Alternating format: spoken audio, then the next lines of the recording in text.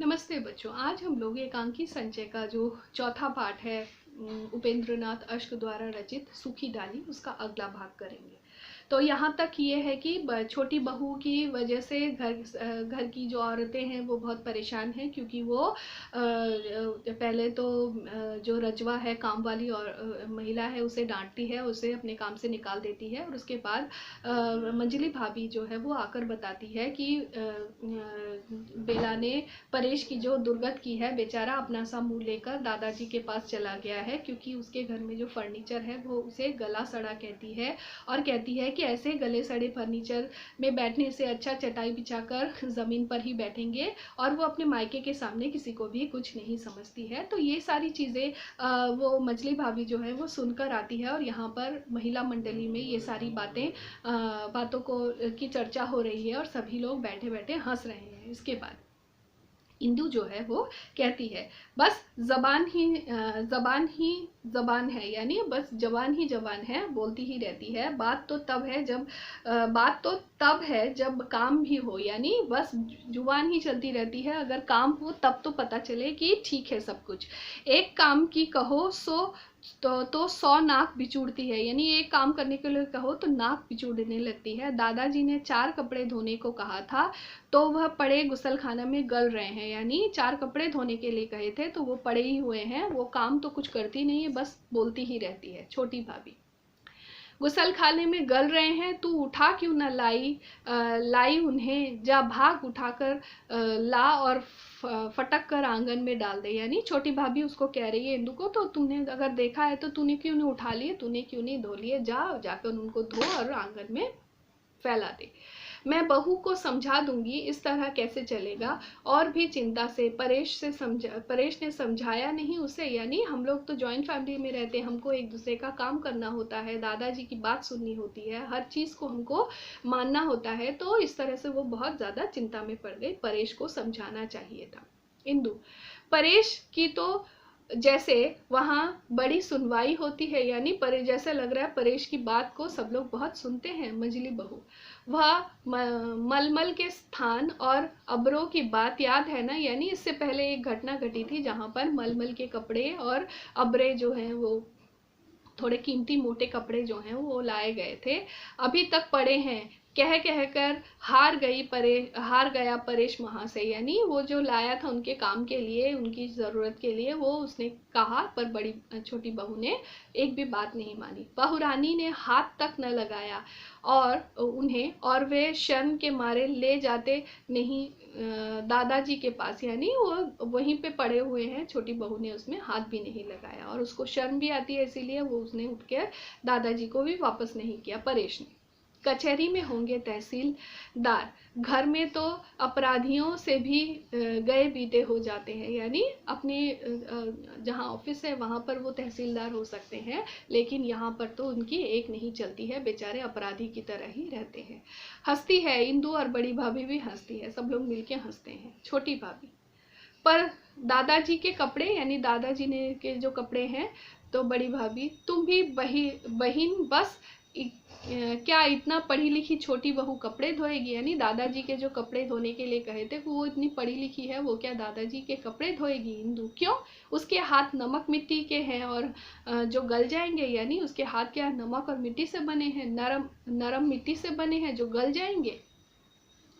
बाहर से दादाजी के हुक्का गुड़गुड़ाने की आवाज आती है, यानी हुक्का गुड़गुड़ा रहे हैं दादाजी। छोटी भाभी, तुम चलो इंदु, कपड़े फटक कर आहते में डाल दो, शायद उन्हें ज़रूरत हो, मांगेंगे तो मैं बहू को समझा दूंगी। यानी छोटी भाभी ने कहा कि तुम एक काम करो, तुम उनको डाल दो, मैं छोटी बहू को समझा दूंगी। पर्दा गिरता है, दूसरा दृश्य, यानी अब जो है पहला दृश्य खत्म हो गया है, पर्दा गिर गया है, अब दूसरा दृश्य। वही बरामदा, दाहिनी ओर के तख्ते पर बिस्तरा बिछा हुआ है, दीवार के साथ तकिया लगा है, दादा आराम से तकिए के सहारे बैठे हुक्का पी रहे हैं।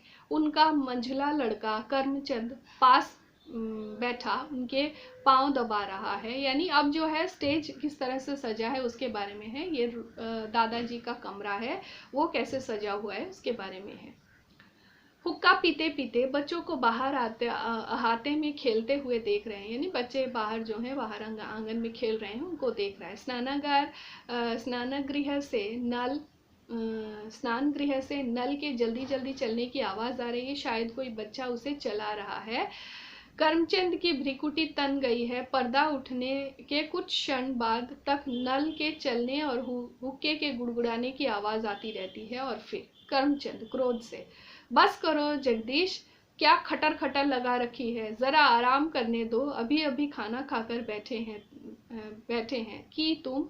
और यानी करमचंद जो है वो गुस्से से कहने लगा कि इतना खटर खटर करने की जरूरत नहीं है। दादाजी हुक्के की नली को हटाकर ध्यान देते हुए, नहीं नहीं, खेलने दो बच्चों को। फिर हुक्का गुड़गुड़ाता है, बच्चे हंसते हैं। वट की पूरी डाल लाकर आंगन में लगा दी है, उसे पानी दे रहे हैं, यानी बच्चे जो है एक डाल को तोड़कर, वट वृक्ष के डाल को तोड़कर लाकर आंगन में लगा रहे हैं, उसे पानी देते हैं, हंसते हैं। नहीं जानते कि पेड़ से टूटी डाली जल देने से भी नहीं पनपती है, यानी उनको नहीं पता है कि पेड़ से जो डाल टूट जाती है उसे कहीं और लगाया जाए तो वो नहीं उगती है। हुक्का गुड़गुड़ाते हैं, फिर नली छोड़कर करमचंद से, मैं कहा करता हूँ ना बेटा कि एक बार वृक्ष से जो डाल टूट गई उसे लाख पानी दो, उसमें वह सरसता न आएगी, और हमारा यह परिवार बरगद के इस महान पेड़ की भांति है, यानी जैसे बरगद के पेड़ की डाल को तोड़कर कहीं और लगाया जाए तो वो कभी पनपता नहीं है, जीवित नहीं होता है, और वैसे ही हमारा यह परिवार भी एक महान पेड़ की भांति है।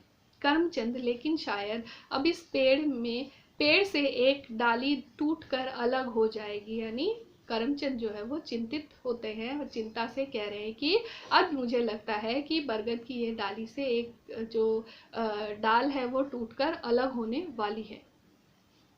तो फिर दादाजी कह रहे हैं चिंता से, क्या क्या कहते हो, कौन अलग हो रहा है, यानी दादाजी बहुत चिंतित है और कह रहे हैं कि कौन अलग हो रहा है। करमचंद, शायद छोटा अलग हो जाए, यानी छोटा जो परेश है वो शायद हम लोगों से अलग हो जाए। दादा, परेश, पर क्यों, उसे क्या कष्ट है, यानी उसे क्या तकलीफ है। करमचंद, कष्ट उसे तो नहीं, छोटी बहू को है, यानी छोटी बहू जो है उसे बहुत परेशानी हो रही है।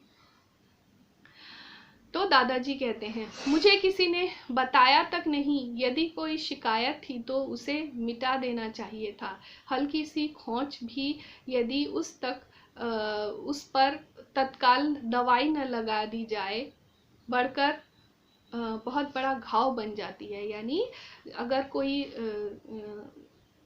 कष्ट होता है या अगर कोई किसी भी चीज़ चोट लगती है, चोट के ऊपर अगर दवाई नहीं लगाई जाए तो वो चोट बहुत कष्टदायक हो जाती है और बहुत बड़ा घाव बन जाता है। यही घाव नासूर हो जाती है, और ये जो घाव है, वो जो चोट है वो ठीक नहीं होती है, नासूर बन जाती है, फिर लाख मरहम लगाओ ठीक नहीं होती है, यानी उसको किसी भी हाल में ठीक नहीं कर सकते हैं। करमचंद, मैं अच्छी तरह तो नहीं जानता, पर जहाँ तक मेरा विचार है, छोटी बहू के मन में दर्प की मात्रा जरूरत से कुछ ज्यादा है। दर्प यानी घमंड उसके मन में बहुत ज्यादा है। मैंने, यानी छोटी बहू जो परेश की पत्नी है, वो उसको बहुत ज्यादा घमंड है। मैंने वह मलमल के थान और रजाई के अबरे लाकर दिए थे ना, और सबने तो रख लिया, पर सुना है छोटी बहू को पसंद नहीं आया, यानी करमचंद जो है वो कहता है कि मैं जो कपड़े लेकर आया था वो छोटी बहू को पसंद नहीं है, बाकी सभी को पसंद है, सबने रखा पर उसने नहीं रखा। अपने मायके घराने के को शायद वह इस घराने से बड़ा समझती है, यानी उसको लगता है कि उसका मायका जो है यहाँ से अच्छा है, बड़ा है, और इस घर को घृणा की दृष्टि से देखती है। दादा, बेटा, बड़प्पन बाहर की वस्तु नहीं है, यानी बड़प्पन जो है वो बाहर की चीजें नहीं होती, बड़प्पन तो मन का होना चाहिए, यानी मन जो है वो बहुत अच्छा होना चाहिए।